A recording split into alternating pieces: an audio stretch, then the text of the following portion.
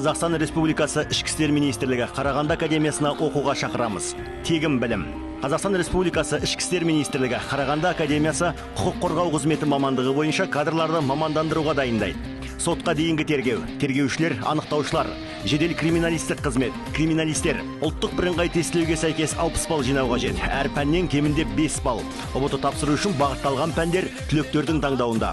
Оқу орнындағы оқу уақыты мерзімді әскери қызметті өтеуге тең және ішкі істер органдарындағы қызмет өтіліміне есептеледі.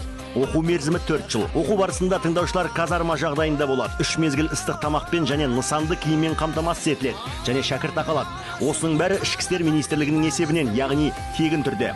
Академия түлектеріне полиция лейтенанты арнайы атағы беріледі және Нұр-Сұлтан қаласы полиция департаментіне жұмысқа орналастырылуға кепілдік беріледі. Құжаттарды қабылдау 2021 жылдың 10 қаңтарынан басталады. Медициналық тексерістен өту сұрақтары бойынша қосымша хабарланады.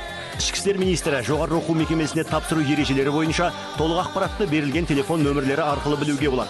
71 60 92 8 702 934 03 54 8 775 936 89 83.